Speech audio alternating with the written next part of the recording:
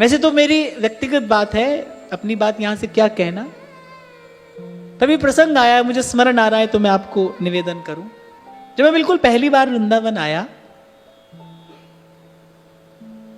तो बस मेरी मां जानती थी, बाकी तो मैं छुप कर आया था। कुछ लोग मुझे लेकर आए थे।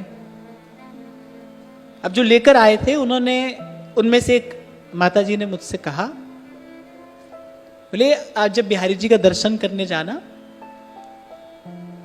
लाल जी की छठी का दिन था, उसी दिन शयन आरती करके हमको वापस निकलना था। बोले आज जब बिहारी जी का दर्शन करने जाना तो बिहारी जी से कहना कि मुझे जल्दी जल्दी बुलाना। बिहारी जी से यही कहकर जाना। अब मैंने मन में सोचा, मैंने कहा भाई मैं तो एक ही बार बड़ी कठिनाई से आया हूं, अब मैं इनको अपने घर की स्थिति क्या बताऊं। और बस इसी उधेड़ बुन में हम मंदिर पहुंचे, शयन आरती हो रही थी। वह शयन आरती करते हमको निकलना था। तो मैंने श्री बिहारी जी से कहा, मैंने कहा मैं तो जल्दी जल्दी आ नहीं सकता, आप जानते हो, तो एक बार बड़ी कठिनाई से आया हूं। तो मैंने कहा मेरा तो जल्दी जल्दी आना संभव नहीं है, आप ही मेरे साथ चलो, आप ही चलो मेरे संग।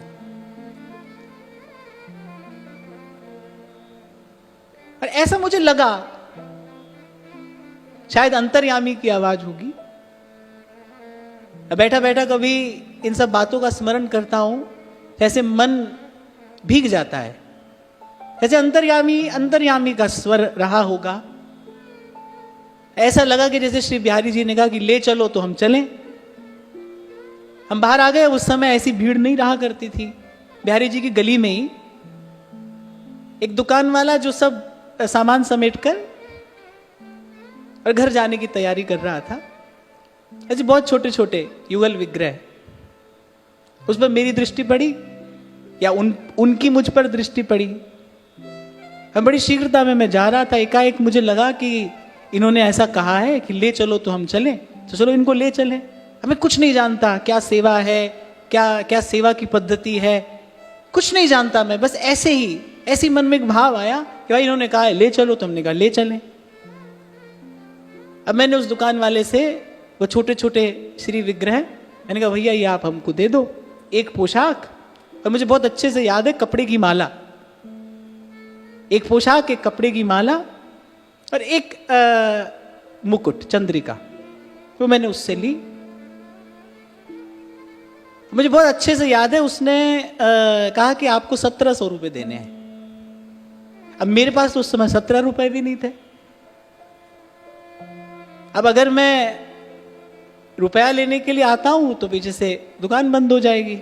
उसी समय हमको बैठकर निकलना है। अब मैं क्या करूं? अब मुझे ना कोई जानता है ना पहचानता है। जो लोग साथ में थे वो भी थोड़ा आगे निकल गए थे। तो मैंने हाथ में एक अंगूठी पहनी थी,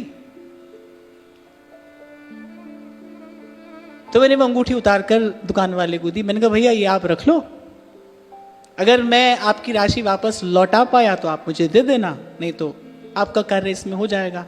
उसने अंगूठी रख ली और मैं सब लेकर 2 कदम आगे बढ़ा। जाने उस ब्रजवासी के मन में क्या आया, उसने मुझे आवाज देकर कहा, बोले ये अंगूठी आप ले जाओ। मैंने कहा भैया लेकिन मेरे पास पैसे तो है नहीं और मुझे इनको लेकर अभी जाना ही है और मेरे पास कुछ है नहीं। तो उसने कहा नहीं कोई बात नहीं, आप फिर आओगे, आप फिर दे देना। मैंने कहा भैया आपको क्या पता मैं आऊंगा, और आप मुझे जानते भी नहीं। मैं आपको उस ब्रजवासी के शब्द जो के त्यों बता रहा हूं। वो मुझे कहता है कि अरे यहां की सरकार आपको जानती है, आप कहां जाओगे, आप यहीं आओगे। मैंने कहा आप तो मुझे जानते नहीं। बोले क्या हुआ, लेकिन यहां की सरकार तो आपको जानती है, आप कहां जाओगे, आप यहीं आओगे। और मैं लेकर घर पहुंचा। शायद हम सुबह 4 बजे के करीब हम घर पहुंचे और 6 बजे एक संत का घर पे फोन आया कि हम आपके यहां पर प्रसाद पाने के लिए आ रहे हैं। उन्हीं संत ने आकर ठाकुर जी को विराजमान कर दिया। तो मैं देखता हूं कि भाई ये तो चल देने के लिए तत्पर हैं, ये तो तैयार खड़े हैं, एक क्षण का भी विलंब नहीं है।